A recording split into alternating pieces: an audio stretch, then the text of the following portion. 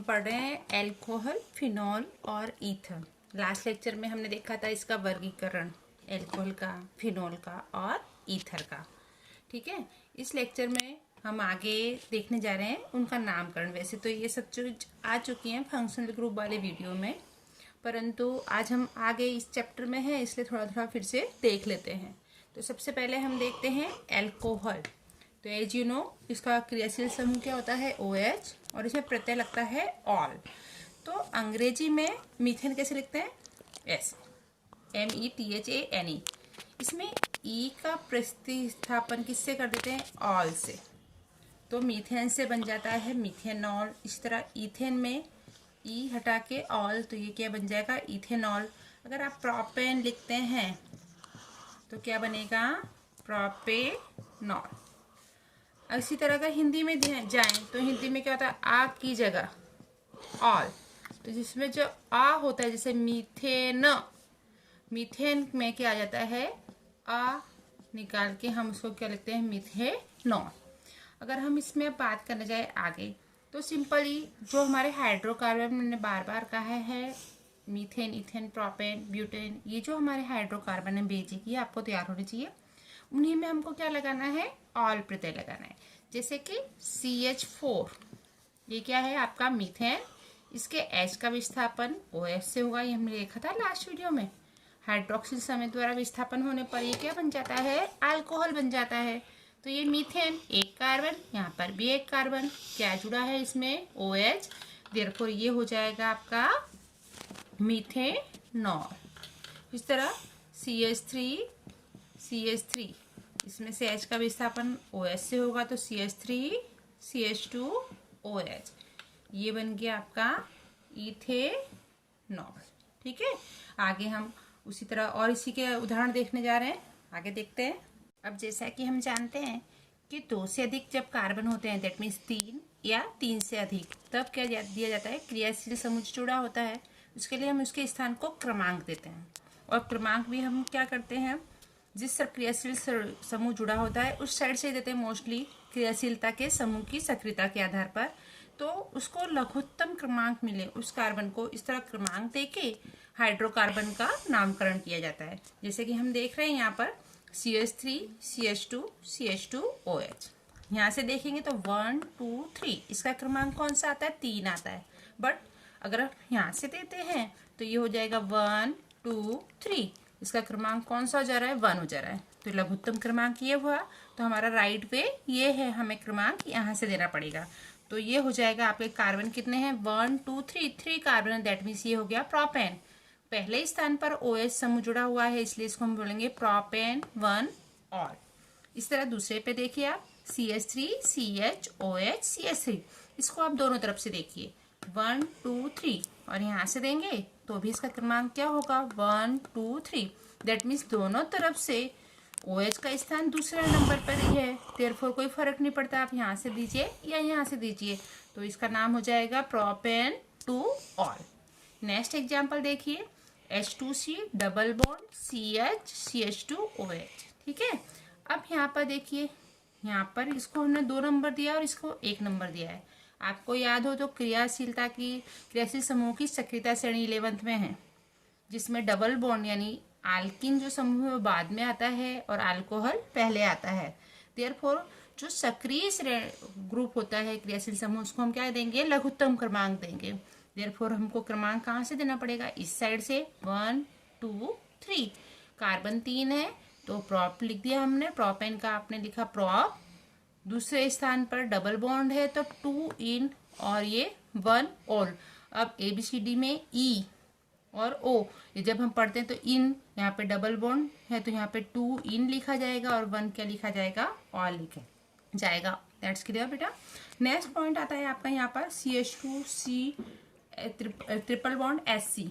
यहाँ पर भी हम इसी तरह देखेंगे, कार्बन की संख्या है 3, तो ये हो जाएगा प्रोप 2 आइन, और यहाँ पे हो जाएगा ये 1 और। चलिए इसके और एग्जाम्पल देखते हैं। नेक्स्ट एग्जाम्पल है, यहाँ पे देखिए CH3 CHOH CH2 CH2 Cl। ठीक है, तो यहाँ पर भी OH समूह, यहाँ से अगर हम क्रमांक देते तो इसका क्रमांक दूसरा आ रहा है और क्लोरीन का कौन सा आ रहा है? चौथा आ रहा है। देयरफॉर OH अधिक क्रियाशील है तो हमको क्रमांक यहीं से देना पड़ेगा। तो ये हो जाएगा आपका 4 क्लोरो ब्यूट, क्योंकि 4 कार्बन है, therefore this is the beauty, और 2 और। आगे देखेंगे यहाँ पर भी 5 कार्बन है। यहाँ पर एक OH समूह जुड़ा हुआ है पहले कार्बन पर, और दूसरे कार्बन पर CH2 CH3 that means ethyl group जुड़ा हुआ है। तो हम यहाँ से क्रमांक देंगे 1 2 3 4 एंड 5। ये हो जाएगा आपका 2 इथाइल पेंटेन 1 और। ओके बेटा, चलिए आगे और एग्जाम्पल देखते हैं। यदि एल्कोहल अणु में एक से अधिक विस्थापी समूह हो तो नामकरण में उसे अंग्रेजी मूलाक्षर के क्रम में दर्शाया जाता है। जो IUPAC के नियम थे सारे नियम वही हैं बच्चों। देखेंगे यहाँ पर CH3 CH Br CH2 CH CH2 CH3 CH2 CHOH CH3। जो मूल श्रृंखला है आपकी उसमें कितने कार्बन है? 7। यहाँ पर ब्रोमीन है, यहाँ पर इथाइल है, और दूसरे कार्बन पर OH समूह है।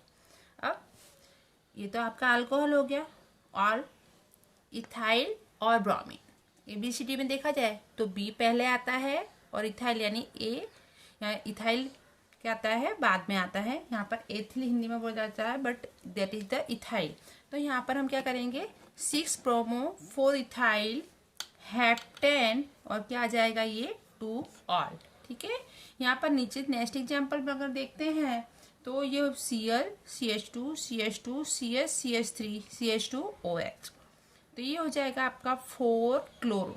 यहाँ से क्रमांक दिया हमने 1 2 3 4, चौथे कार्बन पर क्लोरीन जुड़ा हुआ है, देयरफॉर ये हो जाएगा 4 क्लोरो। दूसरे पर क्या है? मिथाइल समूह जुड़ा हुआ है, देयरफॉर 3 मैथिल। 4 कार्बन है, देयरफॉर ब्यूटेन, और पहले कार्बन पर OH जुड़ा है इसलिए हो जाएगा ब्यूटेन 1 ऑल। तो पूरा नाम हो गया 4 क्लोरो 3 मैथिल ब्यूटेन 1 ऑल। ठीक है, यदि एक से अधिक हाइड्रोक्सिल समूह हो तब क्या करना है? तो जिसमें 2 OH समूह हैं, 3 OH समूह हैं या 4 OH समूह हैं, तो उनके संख्या के आधार पर उसमें डाई ट्राई टेट्रा इत्यादि लगा के उनके साथ क्या जोड़ा जाता है? ऑल जोड़ा जाता है। इसके एग्जाम्पल देखेंगे तब आपको ज़्यादा समझ में आ जाएगा। जैसे यहाँ पर देखिए CH2OH CH2OH, ऊपर कितने कार्बन है? 2, देयरफॉर हम यहाँ लिखेंगे इथेन। हाइड्रोक्सिल समूह जुड़े हुए हैं 2, तो 1 और 2, क्योंकि पहले और दूसरे दोनों कार्बन पर जुड़े हुए हाइड्रोक्सिल समूह, तो देयरफॉर ये हो जाएगा इथेन 1 2 डाई प्लस ऑल, तो इथेन 1 2 डायोल। नेक्स्ट एग्जाम्पल देखेंगे CH2OH CHOH CH2OH, तो 1 2 3, यहाँ से गिनो या यहाँ से गिनो, तीनों पर है तो 3 कार्बन है, तो ये हो जाएगा प्रोपेन 1 2 3 ट्राई प्लस ऑल, तो दैट इज ट्रायोल। तो नाम हो गया आपका प्रोपेन 1 2 3 ट्रायोल। नेक्स्ट आता है CH3 CHOH CH2 CH2OH।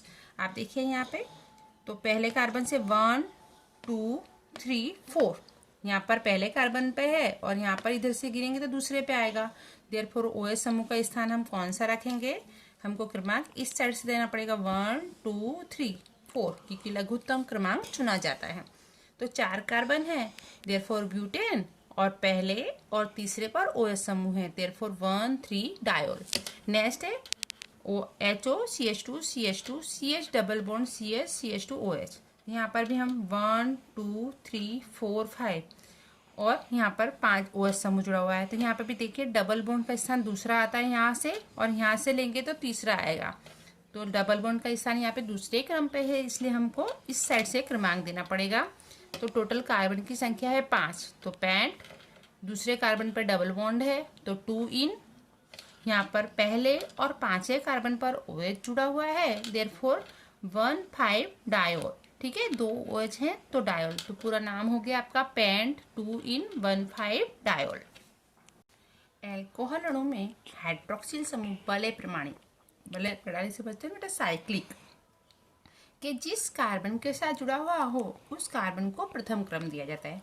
कैसे?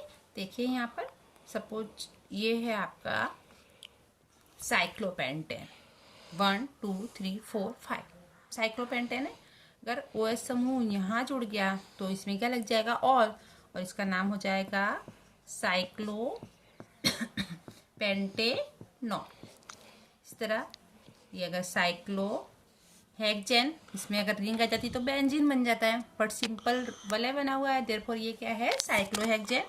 यहाँ पर ये OH जुड़ गया तो ये हो गया साइक्लोहेक्सेनोन।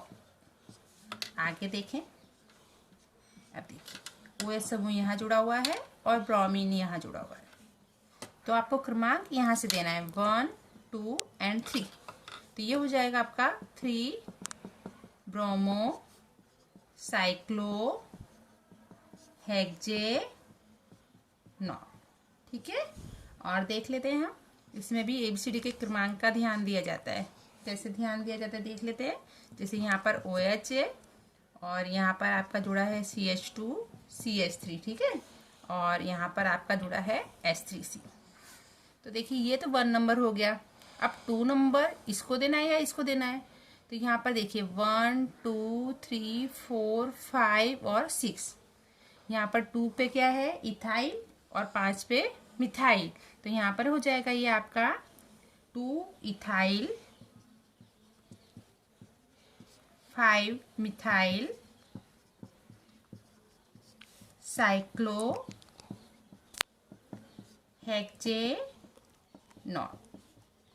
क्लियर बेटा। तो इस तरह का 3-4 ग्रुप भी जुड़े हुए हैं, तो ABCD के क्रमांक में उनको क्रम देकर और इस तरह हम सिंपली इसका अल्कोहल का नामकरण कर सकते हैं। आई थिंक सो अल्कोहल के सारे नाम आपको समझ में आ गए होंगे। आगे आप देखते हैं फिनॉल। फिनॉल का नॉमेनक्लेचर। अब बेंजीन का जो सबसे सरल डेरिवेटिव है वो क्या है, फिनॉल है। तो फिनॉल का जब IUPAC नाम दिया जाता है तो उसमें बेंजीन तो आती ही है, बेंजीन पहले होता है। अब उसमें जैसा कि आप बेंजीन में जानते हैं ये स्थान कौन से होते हैं, ऑर्थो, जिसको हम संकेत में O से दर्शाते हैं। ये दोनों मेटा और ये है पैरा, जिसको हम P से दर्शाएंगे, इसको M से दर्शाते हैं। जब फिनॉल का नाम दिया जाता है 1, 2 स्थान जो होता है उसके लिए हम किसका उपयोग करेंगे, ऑर्थो का, 1, 3 के लिए मेटा का और 1, 4 के लिए पैरा संकेत का उपयोग कर सकते हैं। जैसा कि यहाँ देखिए बेंजीन के साथ OH जुड़ गया, देयरफॉर दिस इज, ये हो गया आपका फिनॉल।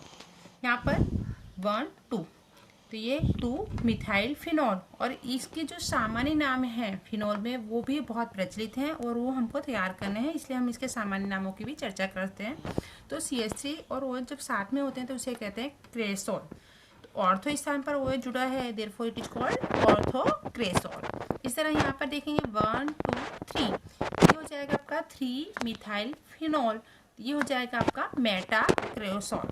यहाँ पर 1, 2, 3, 4, चौथे पर मिथाइल जुड़ा हुआ है, 4 मिथाइल फिनॉल, और इसका सामान्य नाम हो जाएगा पैराक्रेसोल।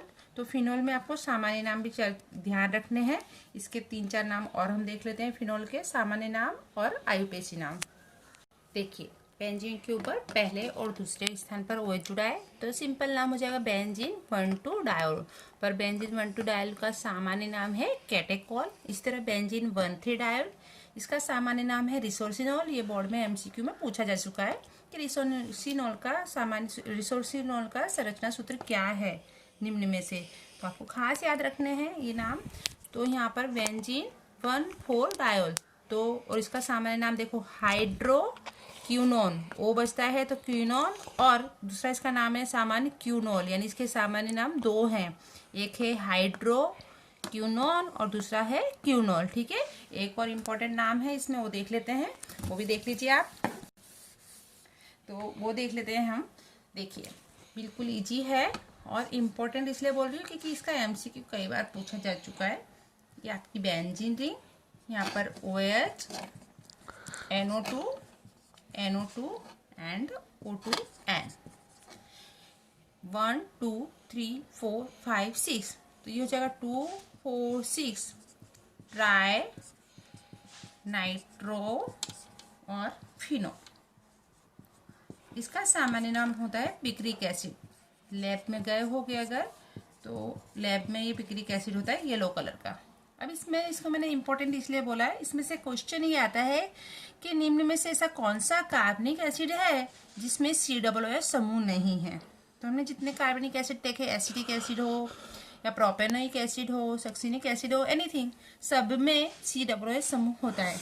लेकिन पिक्रिक एसिड जिसमें 3 नाइट्रो समूह है और एक OH समूह है, इसमें COOH समूह नहीं है। तो इसका एक इस तरह का MCQ पूछा जा सकता है, तो इसको अच्छे से तैयार कर लेना। फिनोल के सारे नाम अच्छे से तैयार करने हैं, ठीक है। चलिए आगे ईथर पर जाते हैं।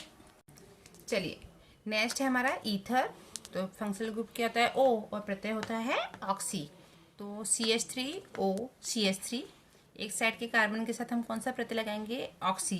जैसे कम कार्बन की संख्या जहाँ होती है उसके साथ ऑक्सी लगाया जाता है, समान है तो हम किसी भी साइड लगा सकते हैं। तो ये मीथेन प्लस ऑक्सी, तो ये हो जाएगा आपका मिथॉक्सी। एक कार्बन है तो मीथेन। यहाँ पर देखिए CH3O CH2 CH3, तो इसके साथ हमने लगाया मिथॉक्सी और इस साइड कितने कार्बन है? 2, तो ये हो गया मिथॉक्सी ईथेन। यहाँ पर देखिए बेंजीन रिंग है और OCH3, तो ये क्या हो जाएगा आपका? ये CH3 जुड़ा है और ये बेंजीन रिंग है, तो ये हो जाएगा आपका मिथॉक्सी बेंजीन। जरा आगे देखते हैं CH3 CH2O CH CH3 CH3, तो यहाँ पे 1 2 3 3 कार्बन है और दूसरे कार्बन से ये ऑक्सी ग्रुप जुड़ा हुआ है, तो नाम हो जाएगा 2 इथॉक्सी और 3 कार्बन है देयरफॉर प्रोपेन, तो फुल नेम हो गया 2 इथॉक्सी प्रोपेन। अब आगे दोनों तरफ बेंजीन रिंग है तो इसको हम क्या बोलेंगे? Phenoxy benzene. ओके बेटा, तो इस तरह ये सारे नाम नॉमेनक्लेचर आप तैयार करना और भी नामों की प्रैक्टिस करना। आगे के लेक्चर में हम इनकी रिएक्शंस देखेंगे, तब तक के लिए इतना सारा सब कुछ तैयार करके रखेंगे। Okay bye, take care.